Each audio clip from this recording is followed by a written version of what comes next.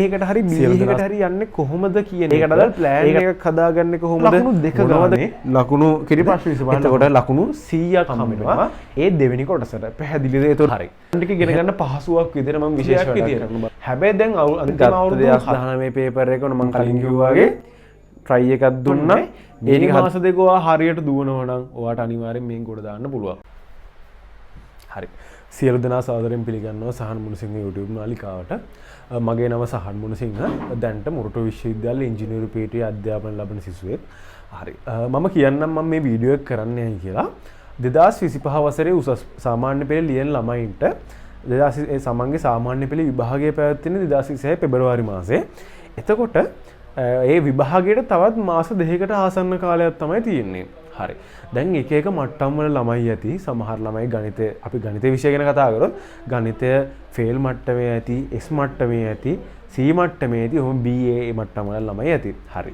එතකොට දැන් මේ තියෙන තත්ත්වයෙන් කියන්නේ මේ දැන් තියෙන මට්ටමින් ඉඳන් මාස දෙකක් ඇතුළත තමන් A එකකට හෝ B මට්ටමට කියන්නේ SF මට්ටමේ හිටියත් A එකට හරි B එකට හරි යන්නේ කොහොමද කියන එක, ඒකට අදාළ ප්ලෑන් එකක් හදාගන්නේ කොහොමද, මොනවද කරන්න ඕන පාඩම් කියන එක සම්බන්ධ මැත්ස් විෂය සම්බන්ධ ඔයාලට පොඩි අයිඩියා එකක් දෙන්න තමයි මම මේ වීඩියෝ එක කරන්නේ. ඒ නිසා රැඳිලා ඉන්න මේ වීඩියෝ එක සමග මම මේ කියන විදිහට වැඩ කරොත් අනිවාර්යෙන්ම ඔයාලට පුළුවන් දැන් මොන මට්ටමක හිටියා ඊළඟ මාස දෙක ඇතුළත හොඳින් වැඩ කරලා Tamanට අවශ්‍ය රිසල්ට් එකට යන්න. පැහැදිලි නේද? හරි. එහෙනම් අපි යමු වීඩියෝ එකකට. රැඳී සිටින්න වීඩියෝ එකේ අවසානයේ හරි. එහෙනම් අපි මුලින්ම පටන් බලමු O level maths paper එක හැදෙන්නේ කොහොමද කියන එක ගැන. මුලින් මේක ගැන අයිඩියා එකක් තියාගෙන ඉන්න ඕනේ. මෙතන බහුතරයක් ඇති ළමයි ඒක ගැන දන්න අය. ඒ වුණාට මම හිතනවා මේ ගැන පොඩි අයිඩියා එකක් දෙන එක ඔයාලට වැදගත් වෙයි. මොකද කිසිම දෙයක් නොදන්න ළමයෙක් වුණත් ඉන්න පුළුවන්. ඒ නිසා මම මේක ගැන මුලින්ම කියලා ඉන්නම්. හරි. චුට්ටක් බලන්න මම මේක ගැන මේ බෝඩ් එකේ ලියලා තියෙනවා. O level maths paper එක ගත්තොත් ප්‍රධාන කොටස් දෙකක් තියෙනවා. එක කොටස සහ දෙක කොටස. මේකට කාලය ගත්තොත් පැය දෙකක කාලයක් තමයි හිමි වෙන්නේ. මේකට පැය 3ක කාලයක් හිමි වෙනවා. හරියම හිතනවා වල ඒක දන්නවා ඇති. හරි. පළවෙනි කොටසේ කොටස් දෙකක් තියෙනවා. part A සහ part B කියලා. part A එකේ තියෙන කෙටි ප්‍රශ්න 25. ඒ කියන්නේ ඊටාම කෙටි ප්‍රශ්න පොඩි වෙලාවකින් හදන්න පුළුවන් කෙටි ප්‍රශ්න 25.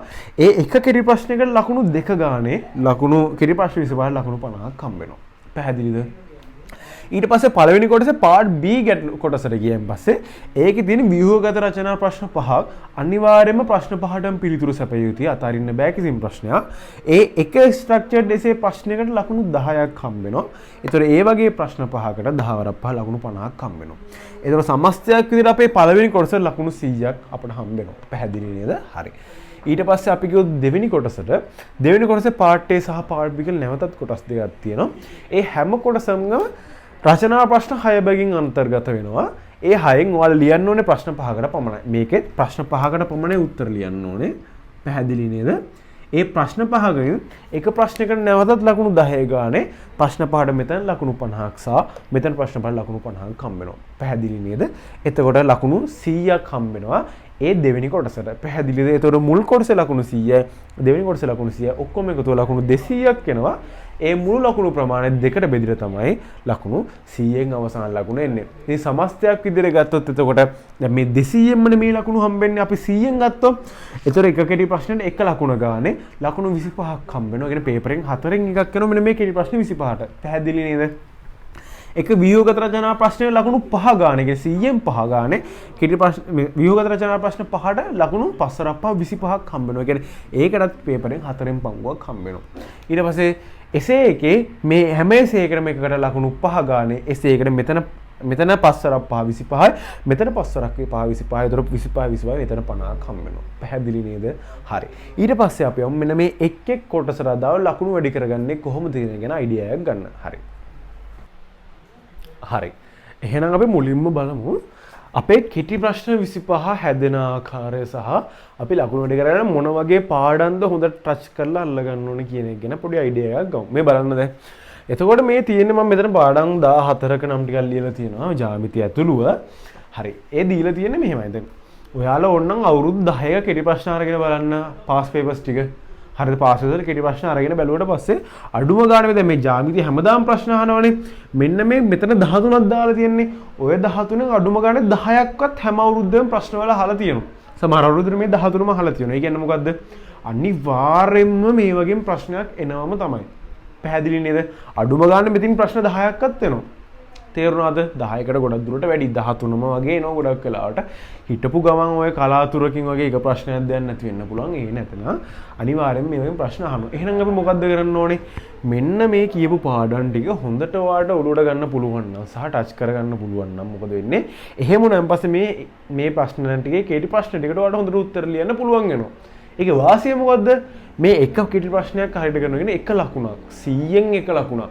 ඒක වෙන්න පුළුවන් ළමයි ඔයාලගේ 64 100ක 65 B එකක් බවට පත් කරන්නේ. පැහැදිලි නේද? 74 B එක 75 A එකක් බවට පත් කරන්නේ. ඒ නිසා කිසිම ලකුණක් අපතේ යවන්න එපා. මෙන්න මේ ටික හරියට බලාගත්තොත් අනිවාර්යෙන් අඩුම ගානේ ලකුණු 10ක්වත් ගන්න පුළුවන්. ජ්‍යාමිතිය අරුණම. ජ්‍යාමිතිය ගැන කතා කරමු. මොකද මෙයා මම මේ තරුතුරකුත් දාලා තියෙනවා. මේ විශේෂත්වයන් නිසා මොකද ජ්‍යාමිතියේ කේටි ප්‍රශ්න 25න් කේටි ප්‍රශ්න 10ක් විතර වෙනවා.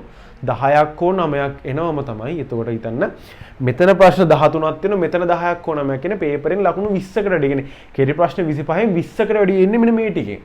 තේරුණාද? 22ක් විතර මෙන්න මේ ටිකේ. කලාතුරකින් එක ප්‍රශ්නයක් හෝ වෙනස් වෙන්න පුළුවන්. ඒ නිසා ඒතර ඒ ටික ඒ තුන නැති වුණත් ප්‍රශ්නයක් නෑ. වට මේ ටික හරියට කරගන්න අල්ලගන්න පුළුවන් වුණොත් අනිවාර්යයෙන්ම හොඳ ලකුණකට යන්න පුළුවන්.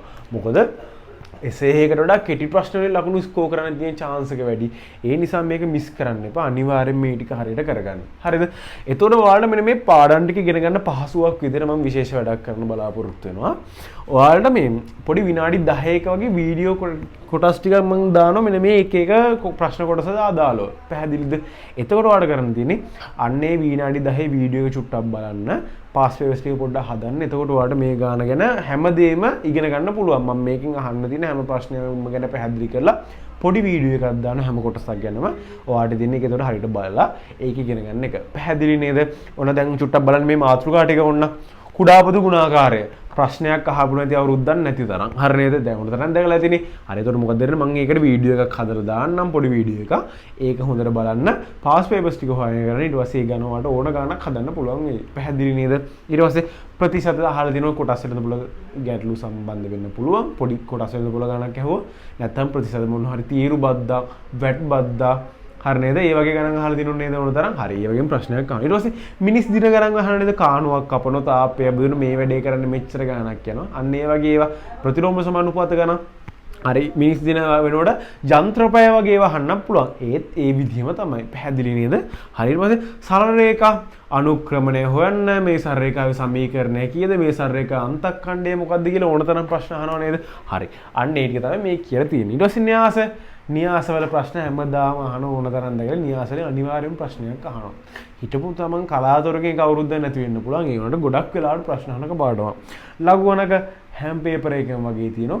පොඩි තියරි ටිකක් තියෙන. ඒ ටික හරියට ඉගෙන ගත්තොත් අනිවාර්යයෙන් මේ ලකුණ ගන්න පුළුවන්. ඊට පස්සේ පරිමා වර්ගඵල සාමාන්‍ය අරයක් දීලා මේ අරය දීලා වර්ගඵලයක් හොයන්න වගේ ගණනක් එනවා. මොකක් හරි සිලින්ඩර් එකේ පරිමාවක් හොයන්න එන්න පුළුවන්. හේතුක පරිමාවක් හොයන්න ඔය ගණන් එන්න පුළුවන්. හරිම ලේසි. සාධක හොයන්න කියන්නේ ත්‍රිපද වර්ගජ ප්‍රකාශනයක් දෙන්න පුළුවන්. වර්ග සමීකරණයක් දෙන්න පුළුවන්. ඊට පස්සේ ඕනනම් වර්ග දෙකක අන්තරයක් දෙන්න පුළුවන්. අන්න ඒ වගේ ගණන් මේක. ගුණෝත්තර ශ්‍රේණිය වලින් දැකලා ඇති ඕන තරම් ගණන් හැමදාම වගේ කෙටි ප්‍රශ්නයක් අහන හේතුව මොකද? වෙනදට 2014 කලින් වගේ අවුරුදු වල මේ එසේ එකේ කියන්නේ එසේ රචනා ප්‍රශ්නවල සමාන්තර ශ්‍රේණි ගානත් එක්ක ගුණෝත්තර ශ්‍රේණි ගානක් ඇහුවා. ඒ කියන්නේ ඒ ගානක කොටස් දෙකක් විදියට. හැබැයි දැන් අන්තිම අවුරුදු 7ක් 8ක් තිස්සෙම කවදාකවත් ගුණෝත්තර ශ්‍රේණි සම්බන්ධ කරගත්තේ නැහැ. තනිකරම ඇහුවේ සමාන්තර ශ්‍රේණි වලින්. ඒ නිසා 2018 විතර දැන් කෙටි ප්‍රශ්නයක් විතර ගුණෝත්තර ශ්‍රේණි ප්‍රශ්නයක් දානවා. ඒ නිසා මේකත් හොඳට බලාගෙන අනිවාර්යෙන්ම අහනවා. හරිද? ආරෝහණ අවරෝහණ ගණන් ත්‍රිකෝණමිතිය සම්බන්ධ ගණන් හැමතිස්සෙම අහලා තියෙනවා. භාගාශ්‍රිත ගැටලු එහෙම නැත්නම් භාගාශ්‍රිත VG ගැටලු මොකක් හරි x හරි a හරි හොයන්නවා කි ගැටලු ඕන තරම් අහනවා. කුලක අඳුරු කිරීමක් හෝ අර කුලවල සූත්‍රයක් තියෙනවා. ඒ සූත්‍රය පාවිච්චි කිරීම අනිවාර්යෙන්ම අහන හැම අවුරුද්දකම තියෙන ප්‍රශ්නයක්. ඊට පස්සේ නිර්මාණ හැම අවුරුද්දම 25 වෙනි ප්‍රශ්නේ අහන්නේ නිර්මාණ ආශ්‍රිතව. ඒ නිසා හැමදාම අහනවා. තේරුණාද? ඒතර මේ ටික ඔයාලා දැකලා ඉතින් හැම ප්‍රශ්නයක් මොන පේපර් එක කරන්න ගියා මේකෙන් අඩුම ගානේ ප්‍රශ්න 10කට වඩා නම් අනිවාර්යෙන්ම අහනවා. එතකොට මේ ටික හොඳට ફોකස් කරලා බලා ගන්න. දැන් අහන මාතෘකා ටික දන්නවනේ. එතකොට අවශ්‍ය දේවල් ටික තනියම ඉගෙන ගන්න පුළුවන්. පොතක් බලලා ඉගෙන ගන්න. පැහැදිලිද? එහෙම නැත්නම් මම දැන් උදව්වක් විතර මොකද කරන්නේ මම මේකට ෂෝට් වීඩියෝ විදිහට පොඩි විනාඩි 10 15 වීඩියෝ හදලා දාන්න ඔයාලා දෙන ඒ ටික බලලා පාස් පේපර් ස්ටික් කරලා ගන්න ඊට පස්සේ ආයෙ කිසි කතාවක් නැහැ ඔයාලට ඕන ප්‍රශ්නයක් කරන්න පුළුවන් ජ්‍යාමිතිය නම් ඉතින් පොඩි දෙයක් තියෙනවා ජ්‍යාමිතිය ලොකු පාඩම් සෙට් එකක්ම තියෙනවානේ එතකොට ඒකේ පොඩි පොඩි දේවල් අහන ත්‍රිකෝණයක අභ්‍යන්තර කෝණ එක්කාංශිකයක සසු වෙන ප්‍රමේය ඉඳන් ඔය ඇති වෙන තියෙනවානේ මේ ස්පර්ශක වල ප්‍රමේයන් දක්වා සමාන්තර ආශ්‍ර වල ප්‍රමේයන් ඕන ප්‍රමේයකින් ප්‍රශ්න අහන්න පුළුවන් වෘත්තයක ජය වලින් ප්‍රශ්න අහනවා හරි නේද එතකොට ඒකට නම් පාස් පේපර්ස් පොඩ්ඩක් කරලම පුරුදු වෙන්න මුලින්ම උදාහරණයක් දෙන්න ඒක අවුරුද්ද පාස් පේපර්ස් ටික අරගෙන කරන්න දැන් අවුරුද්දක් කරනවා දැන් මොකක් හරි ජ්‍යාමිතියේ ප්‍රමේයක් වඩ බැරි නම් නෝට් එක හරවලා බලන්න මොකද්ද මේ ජ්‍යාමිතිය රයිට් මේ මහ ලොකු අමාරු ජ්‍යාමිතිය ගණන් අහන්නේ නැහැ නේ කිටි ප්‍රශ්න පත්‍රේ එතකොට කරන් තියෙන්නේ ඒ ජ්‍යාමිතිය තියරි ටික හොඳට ඉගෙනගෙන try එකක් දෙන්න ගාන හදන්න. අන්න එහෙම try එකක් දෙන්න. ඔයාට අවුරුදු 2-3ක් ගණන් ටික හදද්දි ඉතුරු අවුරුදු ටික ඔක්කොම නිකන් හදන්න පුළුවන්කම වෙනවා. අත්දැකීමෙන් කියන්නේ මොකද මේක කරලා බලපු අය දන්න ඕන තරම් ඉන්නවා. එහෙම කරාට පස්සේ අනිවාර්යයෙන්ම ජ්‍යාමිතිය ටික හොඳටම කරගන්න පුළුවන්. මොකද අතාරින්න එපා. කෙලින්ම පේපරෙන් ලකුණු 10ක් අහු වෙනවා. කෙටි ප්‍රශ්න වලින් විතරයි ජ්‍යාමිතිය. පැහැදිලි නේද? කෙටි ප්‍රශ්න වලට plan එක ඔය ටික තමයි. එහෙනම් අපි පොඩ්ඩක් බලමු structured essay සහ essay වලට කොහොමද අපි plan එකක් හදාගන්න ඕනේ කියලා. හරි. අපි දැන් කතා කරා පළවෙනි ප්‍රශ්න පත්‍රයේ කෙටි ප්‍රශ්න 25ට ඒකට ඒ ටික හරියට කරගන්න මොකද්ද කරන්න ඕනේ මොනවද ප්‍රශ්න වැඩිපුර අහන පාඩම් මොනවද කරන්න ඕනේ මොනවද හරියට අල්ල ගන්න ඕනේ තියරි කොටස් ටික ගැන අපි කතා කරා. ඊළඟට අපිට කතා කරන්න තියෙන්නේ ව්‍යුහගත රචනා කොටස ගැන. හරි. අපි දැන් පොඩ්ඩක් බලමු මොකද්ද කරන්න තියෙන්නේ කියලා. හරි. ව්‍යුහගත රචනා අනිවාර්යයෙන්ම ලියන්න ඕනේ මේ essay පහටම එකකට පහ ගන්න ලකුණු 25ක් හම්බ වෙනවා. ඊයන් ලකුණු පේපරෙන් පහින් එකක් හම්බ වෙනවා සම්පූර්ණයෙන්ම. ඒ නිසා මේක කොහෙත්ම වගකීම අතරින්න බැරි කොටසක්. පැහැදිලිද? හරි. ප්‍රශ්න අහන්නේ අනිවාර්යයෙන් මේ පාඩම් ටිකේ. හරිද? ඔය හිටපු ගම එකක විතරක් මේ වෙනස් වෙලා තියෙන මේ අර දුර කාල ප්‍රස්ථාරයක් ඇවිල්ලා ඉතින් උනට ගොඩක් දුරට ඒ වගේ දේවල් අහන්නේ පැහැදිලි නේද මේ ටික තමයි 99%ක්ම අහලා තියෙන්නේ හරි නේද හරි මේ බලන්න පළවෙනි එක භාග ඊට පස්සේ වෙනවා පරිමිතිය සහ වර්ගඵලය ඒතර භාගවල තියෙන්නේ මොකද්ද භාග එකතු කිරීම අඩු කිරීම වැඩි කිරීම වගේ දේවල් තමයි තියෙන්නේ හරිම සරල දේවල් ඊට පස්සේ පරිමිතිය සහ වර්ගඵලය තියෙන්නේ කේන්ද්‍රික ඛණ්ඩයක පරිමිතිය සහ වර්ගඵලය අවශ්‍යයි ඊට පස්සේ තල රූපවල ත්‍රිකෝණය සමචතුරස්‍රය ත්‍රිපීසියම ඍජුකෝණාශ්‍රය ඔන්න ඔය වගේ දේවල් ටික මොකද්ද වර්ගඵලය ගන්න එක සහ පරිමිතිය ගන්න එක තමයි අවශ්‍ය වෙන්නේ මේකට ලොකු දෙයක් නෑ කොටස් වෙනද බල සහ ප්‍රතිශත ගත්තොත් ප්‍රතිශත වලට එන්න පුළුවන් සීනොන් ශේෂ ක්‍රමයක් එන්න පුළුවන් දුන් වට්ටමක් උලද වට්ටමක් නැත්නම් තීරු බද්දක් ආදායම් බද්දක් පැහැදිලි නේද වැට් එකක් වැට් බද්දක් ඊට පස්සේ කොටස් වෙනද බල ඒ වගේ ඕන එකකින් අහන්න පුළුවන් මේක මේ දත්ත නිරූපණයේ සාර්ථකත්වය ඉතාම ලේසි පාඩම ජාල රේඛයත් එක්ක සංඛ්‍යාත බහුවශ්‍රය තියෙනවා සමුචිත සංඛ්‍යාත වක්‍රය වෙනද වට ප්‍රස්ථාර වගේ පාඩම් තියෙන මේ පාඩම් තුන තමයි තියෙන්නේ ඊට පස්සේ සම්භාවිතාව හරිම ලේසි පාඩම් මෙන්න මේ පහම හරිම ලේසි අනිත් විශේෂම දේ ඔයාලා හොඳටම දන්න මේ ටිකෙන් කියලා ප්‍රශ්න අහන්න එහෙනම් ඔයාලට පුළුවන් දැන් මේ පාඩම් ටික ફોකස් කරලා හරියට වැඩ කරන්න පැහැදිලි නේද හරි මේකට මොකද කරන්න ඕනේ ගන්න 2019 පාස් පේපර් එක. අපි දැන් 2019 ඉඳන් 2024 වෙනකන් ගණන් ටික හදන්න හදන්නේ. පැහැදිලි නේද? එතකොට 2019 ප්‍රශ්න පත්‍රය ගත්ත භාග ගන්න හදන්න try එකක් දෙන්න. දන්න දැනුමෙන් කරන් try එකක් දෙන්නකෝ. හරි. බැරි උත්තර පත්‍ර මුකුත් බලන්න යන්න එපා. පුළුවන් තරමක් කරන්න. දැන් බැරි වෙනවනේ මොනවනේ සමහර දේවල් බැරි වෙන්න පුළුවන්නේ. ආයෙත් පස්සේ මොකද කරන්න ඕනේ? ගන්න ඔයාගේ පෙළ පොත ගන්න ඔයාගේ තීරි නෝට් එක. පැහැදිලිද? දැන් අර භාග කියලා හිතන්නකෝ. භාගවල මොනවද කලින් හදපු ගණන් චුට්ටක් බලන්න. කලින් ඔය ගොන්නපු තීරි පොඩ්ඩක් බලන්න. පෙළ පොත හොඳට බලන්න. භාගවල මොනවද බලන්න තේරෙන්නේ නැත්තේ. මොනවද බලන්න හදාගන්න බැරි. පැහැදිලි නේද? හදපු ගණන් ටික පොඩ්ඩක් බලන්න. එහෙම උනෙන් පස්සේ භාග ගණන ගැන එහෙම හදලා හදන්න try එකක් දෙන්න. එහෙම හදලා බැරි වුණාට පස්සේ දැන් එහෙම හදුවා පස්සේ 90ම හදන්න පුළුවන්. තව 10%ක පොඩි පොඩි කොටස් ඉතුරු වෙනෝනේ. අන්න ඒ කොටස බලන්න මේ මාකින් ස්කීම් එකක් කරන්න බලන්න. ඒක බලලා ලකුණු දෙන්නේ කොහොමද? ඔය බැරි වෙච්ච කොටස් වල ලකුණු කීයක් වගේ සාමාන්‍යයෙන් යන්නේ කියන පොඩි අයිඩියා එකක් ගන්න. පැහැදිලි නේද? එතකොට එහෙම තමයි වැඩේ කරන්න ඕනේ. තේරුණා නේද? හරි ඊට පස්සේ පරිමිතිය වර්ගඵලෙත් එහෙමයි මම කිව්වා මොනවා වගේ දාන්නේ කියලා. ප්‍රතිශත ටිකත් මම කිව්වා මේ දේවල් ටික මම පැහැදිලිව කිව්වනේ. හරි. ඔය දේවල් ටික ඒතර කරන්න මොකද? ගත්ත 2019 පේපර් එක මම කලින් කිව්වා වගේ try එකක් දුන්නා. ඒ ටික හදාගන්න අමාරු දේවල් ටික නෝට් එකක් හරි කදපු කලින් ගණන් ටික හරි හදලා බලලා හදන්න ගත්තා. අන්තිම ටික බැරි වෙන ටික මාකින් ස්කීම් එක බලලා ලකුණු යන විදිය වුණාට ඒ ඔක්කොම ටික බලලා ලකුණු ටිකක් දාගත්තා. පැහැදිලි නේද?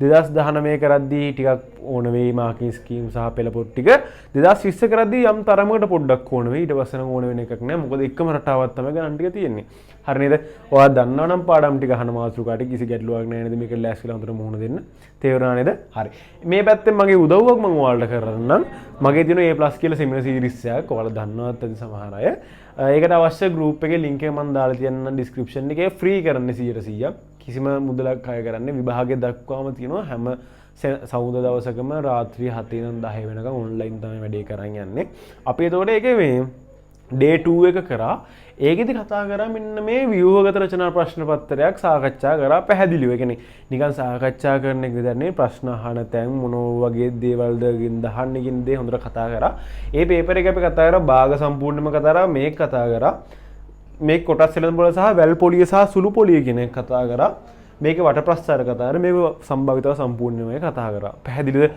පුළුවන් ඒකෙන් ලින්ක් එක මම දාන්න හැමෝම මේ වීඩියෝ එක බලන්න ඔයාලට හොඳ අයිඩියා එකක් ගන්න පුළුවන් අපි ඉදිරියටත් මේ වගේ ප්‍රශ්න පත්‍ර නොමිලේ සාකච්ඡා කරනවා ඔයාලට ඒ නිසා අපේ ගෲප් එකට ඇඩ් වෙලා ඒවත් ටික් කරගෙන යන්න පුළුවන් ඒතර ඒකෙන් මගෙන් දෙන්න පුළුවන් උපරිම උදව්ව මම ඔයාලට දෙනවා ඒ නිසා මේ වැඩේ කරගෙන යන්න පැහැදිලි නේද ඔය දේවල් ටික තමයි ස්ට්‍රක්චර්ඩ් එසේ එකට දාලා තියෙන්නේ අපි ඊට පස්සේ බලමු මේ එසේ එකට මොකද කරන්න කියලා හරි හරි අපි දැන් කතා කරා කිරි ප්‍රශ්න පත්‍රය සහ ව්‍යුහගත රචනා ප්‍රශ්න පත්‍රයේ ලකුණු වැඩි කරගන්න මොනවද කරන්න ඕනේ මොකද්ද බලන්න අවශ්‍ය පාඩම් කියන එක අපි කතා කරා හරි අපි දැන් යන්න තියෙන්නේ රචනා කොටසට රචනා කොටසේ ප්‍රශ්න පත්‍රය හැදෙන හැටි මම ඉස්සෙල්ලා කතා කරා වීඩියෝ එකේ මුලදී පාර්ට් A සහ පාර්ට් B කියලා එකක් තියෙනවා එසේ 6 එසේ 6 එනවා 6න් 5 ගාන ලියන්න ඕනේ ඒතර මේකෙන් 5යි මේකෙන් 5යි තමයි ලියන්න තියෙන්නේ ඒක පැහැදිලි නේද ඒතර මෙන්න මේ දේවල් තමයි ගොඩක් වෙලාවට පාර්ට් A වලට අහන්නේ මේ ප්‍රශ්න 12ම තමයි එන්නේ සමහර වෙලාවට මේ පාර්ට් A වල ගාන පාර්ට් B වල දීලා පාර්ට් B වල ගානක් මේකට එන්න පුළුවන්. ඒ වගේ චූටි වෙනස්කම් වෙන්න පුළුවන්. නමුත් සමස්තයක් විදිහට ගත්තම මේක තමයි විදිය. පැහැදිලි නේද? හරි. එතකොට දැන් පාඩම් ටික අපි දන්නවනේ. ප්‍රතිශතවල තියෙන මොනවද? හීන වෙන ශේෂ ක්‍රමයේ තියෙනවා වැල් පොලි, සුළු පොලි, ඊට පස්සේ කොටස් වෙළඳ පොලි ඒ වගේ ගණන් ටිකක් අහනවා. ප්‍රස්ථාර කියන වක්‍ර ප්‍රස්ථාර වල දන්නවනේ. හරිද? එතකොට ඒ ගණන් ටික සමගාමී සමීකරණ ගාන සම්පූර්ණයෙන්ම තනි ගානක් විතර අහන්නේ නැහැ සාමාන්‍යයෙන්. ඒ ගාන අහන්නේ මේ ගාන අහලා අන්තිම කොටසට අසමානතාවගේ කොටසක් පොඩ්ඩක් අහනවා. ඒක ලොකු දෙයක් නෙමෙයි. හරිද? ඊට පස්සේ වර්ග සමීකරණ අහන්නේ වර්ගඵලයක් දීලා වර්ගඵල අතර සම්බන්ධයක් හදලා ඒව සමාන මොනවා හරි කරලා ඒකෙන් වර්ග සමීකරණයක් අරගෙන ඊට පස්සේ වර්ග පූර්ණය කරලා හරි අර සූත්‍ර භාවිතා කරලා හරි උත්තර හොයන්න තියෙනවා. මූල හොයන්න තියෙන්නේ. පැහැදිලිද? ඊට පස්සේ මධ්‍යන්නාගු දන්නවනේ fx සහ fd වගේ ඒ දෙකෙන් ඕන හිංගාන හදන්න පුළුවන්. ඊට පස්සේ ත්‍රිකෝණමිතිය. ඒතර ආරෝහණ අවරෝහණ කෝණ දිගාංශ ඒ වගේ දේවල් පාවිච්චි කරලා තමයි මේක කරන්න තියෙන්නේ. පැහැදිලි නේද? ඊට පස්සේ මේකට ආව සමාන්තර ශ්‍රේණී ගානක් තනි ගානක් වෙනවා. දැන් අර 2017ට කලින් වගේ අවුරුදු වල ආවේ සමාන්තර ශ්‍රේණී එක්ක ගුණෝත්තර ශ්‍රේණී ප්‍රශ්නකුත් ආව පොඩි කොටසක්. නමුත් දැන් ගුණෝත්තර ශ්‍රේණියෙන් කෙටි ප්‍රශ්නයක් අනිවාර්යෙන් අහන්න නිසා සමාන්තර ශ්‍රේණී වලින් තමයි තනි ප්‍රශ්නයක් අහන්නේ. ඒතකොට 2025 O level වලට ගොඩක් දුරට සමාන්තර ශ්‍රේණී වලින් විතරක් තමයි ප්‍රශ්න එන්නේ. පැහැදිලි නේද? නිර්මාණ වලින් ප්‍රශ්නයක් අහනවා. කුල වලින් අනිවාර්යෙන් ප්‍රශ්නයක් අහනවා. පරිමාව සහ ලඝුගණක හස්ත ගණනක් අහනවා. ඒක වෙන්නේ තොර මේ මොකක් හරි පරිමා සමාන කිරීමක් තමයි කරන්න දෙන්නේ. සමාන කරලා ඒ උත්තරේ ගන්න ඕනේ පරිමාව ආශ්‍රයෙන්. ඊට පස්සේ ඒක ලඝුගණක භාවිතයෙන් සුළු කරලා අවසන් උත්තරයක් ගන්න තියෙන්නේ. පැහැදිලිද? ඊට ජ්‍යාමිතිය නම් ඉතින් තියෙන ගණන් මොනවද ත්‍රිකෝණමිතියේ සිට තියෙන මොනවද සමාන්තර ආශ්‍ර තියෙනවා වෘත්තයක ජයා තියෙනවා වෘත්තයක කෝණ තියෙනවා ස්පර්ශක තියෙන ඔය වගේ පාඩම් ගොඩක් තියෙනවා. ඒ පාඩම් වලින් එක ප්‍රශ්නයක් අහනවා. සරලව ගත්තොත් මෙහෙමයි. ඒතොර වෘත්ත සම්බන්ධ එක ජ්‍යාමිතික ප්‍රශ්නයක් අහනවා. ත්‍රිකෝණමිතිය සහ සමාන්තර රාශි සම්බන්ධ තව ජ්‍යාමිතික ප්‍රශ්නයක් අහනවා. පැහැදිලි නේද? එහෙම තමයි ගණන් ටික අහන්නේ. හරිද? හරි. එතකොට අපි දන්නවා දැන් පාඩම් වලින් ප්‍රශ්න අහන්නේ මොන පාඩම් වලින්ද මොන කොටස් වලින්ද ප්‍රශ්න අහන්නේ කියන එක. හරි. දැන් මේක කොට දාන්න මොකද්ද කරන්න ඕනේ? අර කලින් කියපු දේම තමයි. මොකද්ද? ලොකු දෙයක් නැහැ. හරව ගන්න 2019 පාස් පේපර්ස් පොත. පේපර් එක. එසේ එක හරව ගන්න. හරි. ලොකු මුලින්ම පටන් ගන්න යන්න එපා ප්‍රතිශත වලින්. ප්‍රතිශත වල අර ගොඩක් දේවල් තියෙනවනේ. ඒතර පාඩම් කරන ක්‍රම ගොඩක් තියෙනවනේ. හීන වල ශේෂ ක්‍රමයේ තියෙනවා, වැල් පොලිය තියෙනවා, ඊට පස්සේ කොටස් වෙනද පොළ තියෙනවා. ඒ වගේ ගොඩක් දේවල් තියෙනවනේ. ඒ නිසා පටන් ගන්න මෙන්න මේ වගේ මාතෘකාවකින්. හරිම ලේසි නිකම්ම හදන්න පුළුවන් මාතෘකා. මධ්‍යන්න අගු ගන්න හදන්න ගන්න මුලින්ම තනියම කරන්න try එකක් දෙන්න. හරිද? ඒතොර fx fd වගේ කැමති කෙනෙක් පාවිච්චි කරන්න පුළුවන්. හරි නේද? එතකොට fd වගේ පාවිච්චි කරනම් වඩා හොඳයි. පැහැදිලි නේද? හරි. ඒ වගේ ඔයාලට තේරෙයි ගණන් හදද්දී. එතකොට එහෙම ගණන් ටික හදන්න try එකක් දෙන්න. පැහැදිලිද? ඒ කරලා තේරෙන්නේ නැත්තම් හරිද? කරගන්න ටිකක් අමාරුයි වගේ නා හරව ගන්න අභ්‍යාස පොත හරව ගන්න මේ පාසල් පෙළ පොත හරව ගන්නවා වගේ තියරි නෝට් එක පොඩ්ඩක් තියරි ටික බලන්න try එකක් දෙන්න ගාන හදන්න. පැහැදිලි නේද? ඒ කරලත් හරියට ඔලුවට යන්නේ නැත්නම් චුට්ටක් බලන්න මාකින් ස්කීම් එක බලන්න.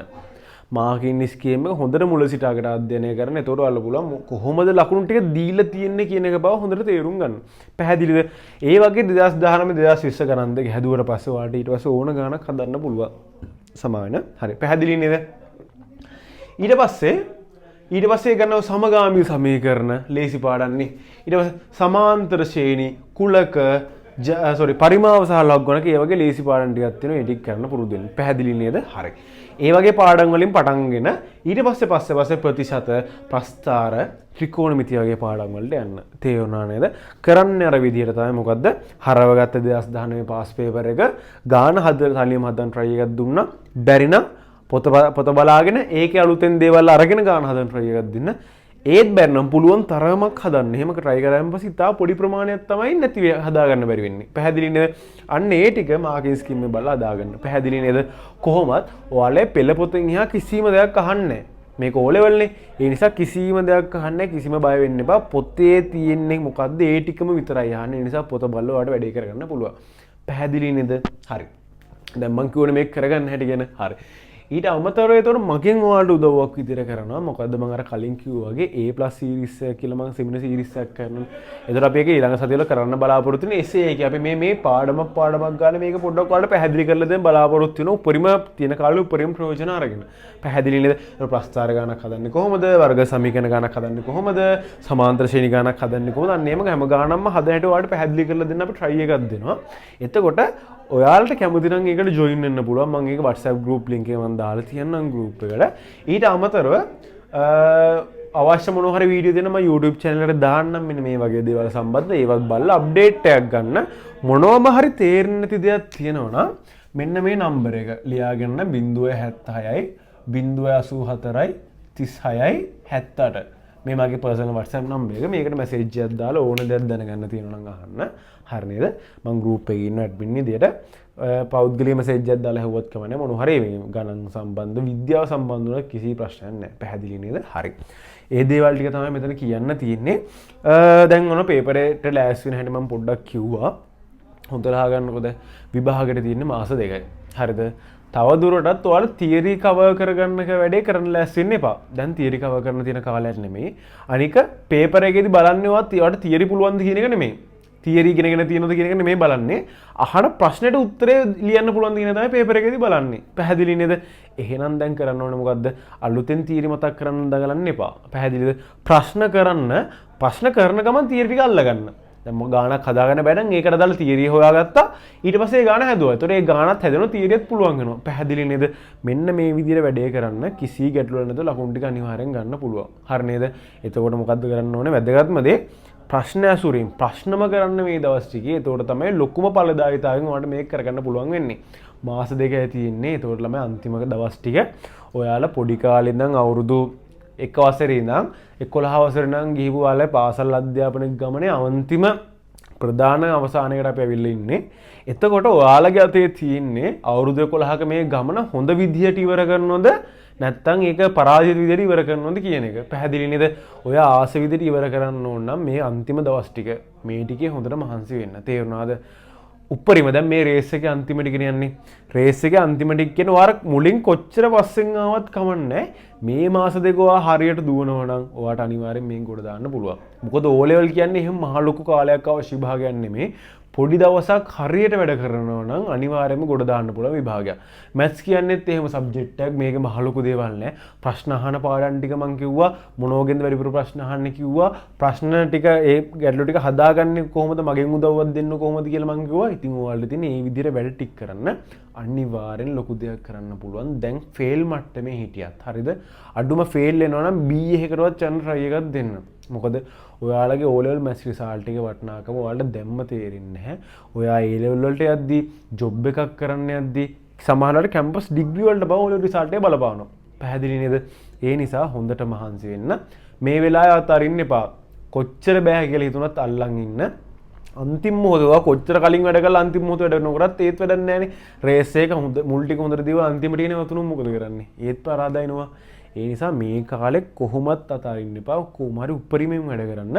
අලුතෙන් පටන් ගන්න බිඳුවෙන් පටන් ගත්තත් යන්න ඕන පාර මං කියලා දීලා තියෙනවා ඔයාලට. පැහැදිලි නේද? කොහොම හරි වැඩ කරලා ඒ 9ක් එහටත් දාන්න try එකක් දෙන්න.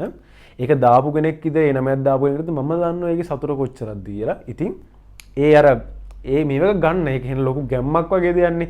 මෙච්චර කාලයක් ඉත වැඩ කරපු එකට සාධාරණයක් කරා කියන එක දෙන්න පුළුවන්. අම්මලා තාත්තලා සතුට දෙන්න පුළුවන්. ඊට වඩා දෙයක් මං හිතන්නේ අම්මා තාත්තනුත් ඔයාලට දෙන්න පුළුවන් වෙයි කියලා. පැහැදිලි නේද? ඒ නිසා හොඳට ඉගෙන ගන්න. ඉගෙන ගන්න එකේ වටිනාකම ඔයාලට තේරෙයි දවසක. පැහැදිලි නේද? හරි. මං ඒ වගේ මේකත් කියන්නම්. අර මොහමඩ් අලි කියලා මේ බොක්සිං වල ඉන්නවනේ ගෝට් ග්‍රේටෙස්ට් ඔෆ් ඕල් ටයිම්. හරිද? එයා තමයි ලෝකෙ බිහි වෙච්ච ශ්‍රේෂ්ඨතම බොක්සිං ක්‍රීඩකයා කියන්නේ.